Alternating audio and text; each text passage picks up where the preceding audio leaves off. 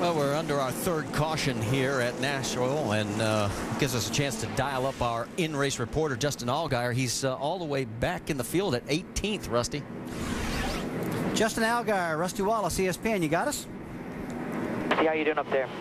Looks like you dodged a bullet, that accident right in front of you. How's that car handling right now for you? Run on new tires, that's for sure, but just trying to get the balance of the Verizon Wireless Dodge where we want it. I thought the restart there was really going to work to our advantage, but turn 3 and 4 was a little slicker than I thought. Justin, what's the biggest thing you're fighting right now? You got a loose car or a tight car, or what is it? Really, we're fighting all of the above. We're tight on entry through the middle, and once you got the wheel to it in the middle, you can't get back to the gas on exit. So we're fighting a little bit of both, and we lost a little track position there in the pits. I got the engine killed and couldn't get it refired there, so that killed us a lot. But we got a long race still, and Chad Walter and all the guys are doing a great job today. Pit crew's doing a great job, so just trying to get ourselves back up front. All right, buddy, have a great race. We'll talk to you later.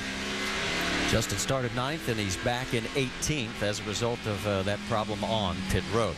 All right, let's talk a little bit about what's going to be coming up on ESPN and ESPN2 on the Motorsports calendar. Of course, the roundtable will be Monday at 5 Eastern. All of this action on ESPN2, to come to think of it. Friday at 9 Eastern, we'll be at Phoenix. That'll be a fun one, guys. NASCAR Now, presented by 5 Hour Energy, next Saturday at 10 a.m. Eastern. And then the Summit Racing Equipment NHRA qualifying on Saturday at 6, and the race Sunday at 7 Eastern. For more, just log on to ESPN.com. And there is the Gibson guitar that will go to the race winner at the end of today's event. Right now, we are getting closer to halfway. We're working lap 92 of 2:25. Let's reset it for you. You've got Joey Logano in front of Kyle Busch, Carl Edwards, Kelly Byers, Brad Keselowski. That is your top 5 right now. Our Aaron's lucky dog from the last go-around, John West Townley, doing exactly what Brad Parrott wanted him to do, keep the car clean. Good so far. Got that lucky dog now back on the lead lap and go to work. And that gives us a total of 25 cars now on the lead lap. Pace car is in, green flag is back out, and Joey Logano's on the hammer. Hey, Kyle Busch, enough time to scuff those tires a little bit now since that last run. Let's see if this car wakes up and gets after it again now. Yeah, you got a heat cycle on those stickers by running that short run, having a caution. Sit out there and let them cool off. So now they should act like scuffed tires. Going down the backstretch, everybody in the top 5 pretty much holding station. There you saw Stenhouse in the 16, the youngster up to 12th now. Remember, he started 43rd in this field. But right now, it's Joey Logano in front of his teammate, Kyle Busch, by 0.2 of a second. And there's the log jam behind him. Scott Wimmer on the high side in that 40 car. The 88 in front of him, Brad Keselowski. Here comes Kelly Byers in the 33, and Keselowski follows with him. Well, these cars, after they've had a pit stop, and they got those fresh tires, they are glued together side by side. And just like you said, guys, a gaggle of cars, they just can't get away from each other right now. Well, they've gotten away from some of that lap traffic. Wimmer was a lap down. Obviously, we told you that a little bit earlier, just in case you tuned in. But now you're right. They've got some open air, and they get the chance to close in, hopefully, on the race leaders. Check the battle for 8th. There's David Rager. Remember, he got caught for speeding a couple of stops ago. And Michael McDowell in the 47. Trying to take it on the high side? No, he's not going to do it. Yeah, Reagan's had a fast car throughout the day. Just that penalty just really killed him, and he hasn't been screwing up at all right now. He's just driving that thing through the field, nice and easy, no damage, doing a good job.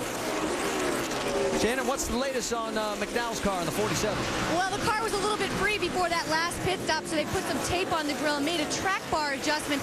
Michael McDowell is liking that high line a little bit better, but he is able to move around the track depending on where the traffic is. But that car is good, holding in the top 10 for Michael McDowell. Whoa, and we've got 3 wide going through the corner, and the meet in that sandwich was Stephen Light in the 29. And look at Stenhouse as he just pulls away from both of them. Still on that march to the front. Doing a good job. He's pretty aggressive on that move. Put Stenhouse up into the top 10 for the first time today. So the youngster doing a remarkable job coming back from the back of the pack. Had some pretty good experience running the ARCA division last year, and it's really helped him. Roush really believes in him. Gave him a good car for this weekend. Here we go with a battle for the lead. On the low side, it's Kyle Busch. The high side, it's Logano. And at the stripe, it's Kyle Busch. So we get the lead, and Kyle's got it and going to hold on to it at least for another moment or two. These guys have swapped it now a couple of times. Total of 8 different lead changes between 3 drivers. This was the move I was really looking for, Randy, to see if those scuff tires would do anything, and obviously those new tires are bugging him big time. Here comes Stephen Light back on Stenhouse, and Light takes 10th and moves Stenhouse back to 11th. That's Bernie Lamar in the 32. That's 12th position on the racetrack for Braun Racing. You know, we should mention the 32 team members of Braun had to leave their hotel. They had no electricity, no water. The hotel was not really physically damaged, but they had to get out after the tornadoes yesterday, so a bit of an inconvenience for them, but nothing compared to the 100 homes that were destroyed in the area in those violent tornadoes that went through. Right now, look at Bernie. He wants a piece of Mr. Stenhouse. Yeah, these guys are fighting also this lap car, Kenny Hendrick, ahead of him. And it's kind of bottled them up behind him. On board with Jason Keller, who is on the lead lap in 13th position. And Jason says, oh, as you saw the 32 get loose, Lamar makes a nice save. And Keller, being the old wily veteran, says, old Aiden Treachery works better than you. He takes both spots. He's just moved up 2 more. So move Mr. Keller into the top 10. So this 10th position swapped between these 3 about 3 different times. And Marty with Stenhouse said at the beginning of the show, hey, I want to finish 6th. That's my goal. If I could do that, I could really get it done. Hey, and take a look, and let's give a tip of the hat to Mr. Joe Nemechek.